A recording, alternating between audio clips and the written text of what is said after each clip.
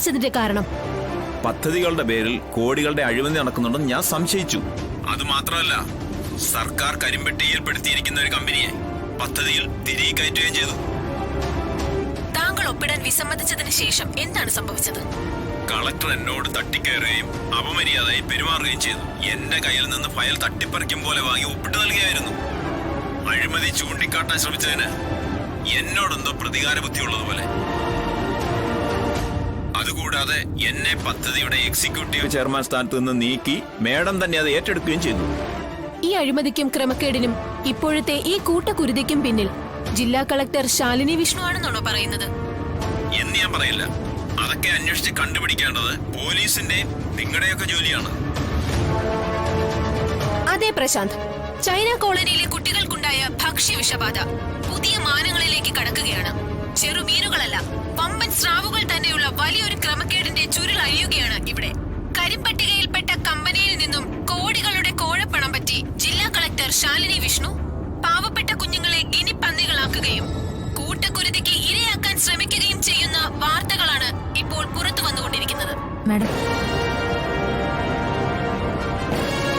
ഇത്രയും കണ്ടത് മതി മാഡം. അനു, എന്നെ കുറിച്ചുള്ള വാർത്ത ഞാൻ കാണണ്ടേ? മാഡം ഇനി കുറച്ച് ദിവസത്തേക്ക് ചാനലുകളും പത്രങ്ങളും ഒന്നും കാണണ്ട. ഇതെല്ലാം ഒന്ന് ആറി തണുത്തിട്ട് പുറത്തോട്ട് ഇറങ്ങിയാൽ മതി.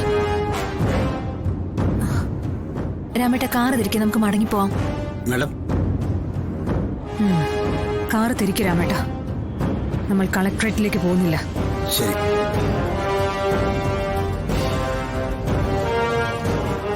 രാമേട്ട, കാറ് താലൂക്ക് ഹോസ്പിറ്റലിലേക്ക് പോട്ടെ. ഭക്ഷ്യവിഷബാധയേറ്റ ചൈന കോളനിയിലെ കുട്ടികളെ അഡ്മിറ്റ് ചെയ്തിരിക്കുന്ന ഹോസ്പിറ്റലിലേക്ക്. It's an order. ജില്ലാ കളക്ടറുടെ ഉത്തരവ്. ശരി മാഡം.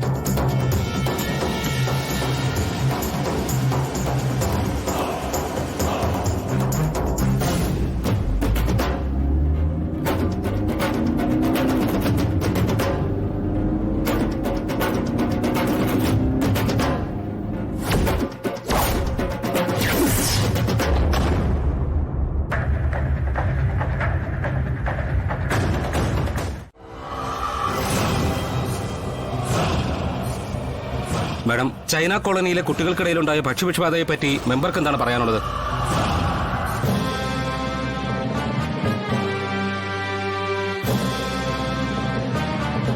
മാഡം, വലിയൊരു വഞ്ചനയ്ക്കും ചതിക്കുമാണ് ചൈന കോളനി നിവാസികൾ ഇരയായിരിക്കുന്നത്, പ്രത്യേകിച്ചും കുട്ടികൾ.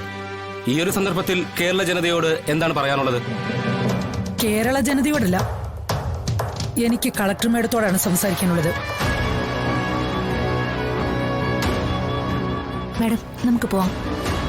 നിൽക്കണോ മാഡം? ഇവരൊന്നും വലിയ വിദ്യാഭ്യാസം വിവരം ഇല്ലാത്തവരാ. പണത്തിന് വേണ്ടി ഇവരുടെ കുഞ്ഞുങ്ങളെ കൊല്ലാൻ നോക്കിയെന്നുള്ള കാര്യങ്ങളാ ഇവരുടെ ചെവിയിൽ ഓതി കൊടുത്തിരിക്കുന്നത്. ഇപ്പോഴത്തെ ദേഷ്യത്തിലും ബോധക്കേടിലും അവരെന്തെങ്കിലും ചെയ്താ മാഡത്തിനെ നാണക്കേട്. ചാനലുകാര് ക്യാമറ തുറന്നു വെച്ച് നോക്കി നിൽക്കുന്നുണ്ട്. എല്ലാ കാലത്തേക്കും കിടക്കും ഈ മാനക്കേട്. മാഡം, ഞാൻ പറയുന്നത് കേക്ക്. നിൽക്കണോ?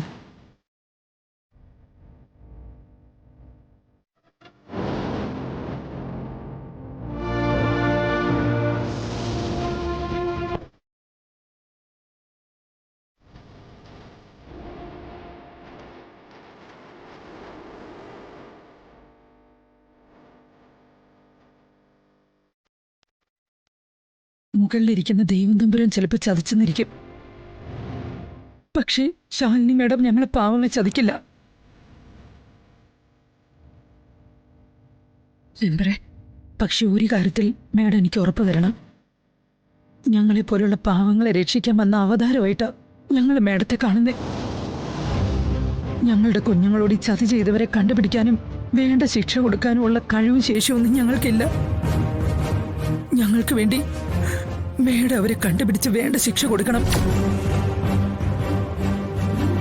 വെറുതെ വിടാൻ പാടില്ല മേഡം ഒറ്റ ഒരുത്തിനെയും. അവര് കുഞ്ഞുങ്ങളല്ലേ, അവരോട് ഈ ചതി വേണ്ടായിരുന്നു.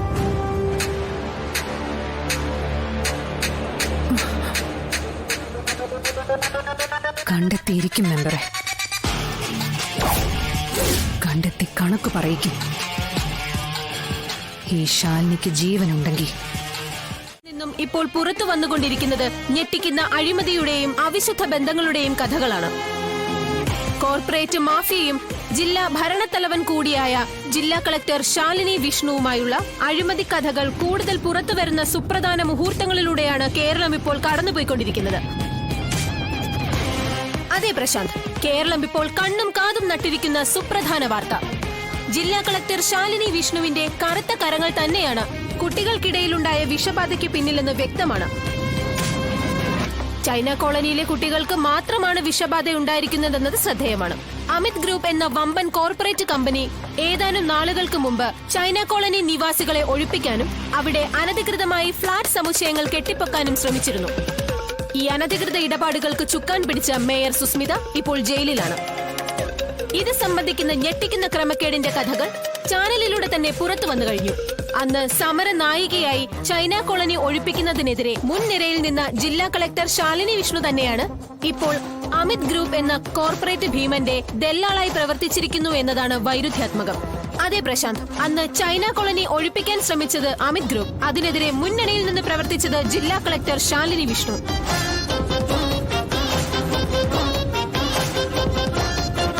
അതേ ശാലിനി വിഷ്ണു തന്നെ ഇപ്പോൾ അമിത് ഗ്രൂപ്പിന്റെ ഭാഗമായ ഈറ്റ് എ ഡേ എന്ന കരിമ്പട്ടികയിൽപ്പെട്ട കമ്പനിക്ക് കുട്ടികൾക്കിടയിൽ ഭക്ഷണ വിതരണത്തിനുള്ള അനുമതി നൽകി. ആ ഭക്ഷണത്തിൽ വിഷബാധയേറ്റ് ചൈന കോളനിയിലെ തന്നെ കുട്ടികൾ ആശുപത്രിയിലായിരിക്കുകയാണ്.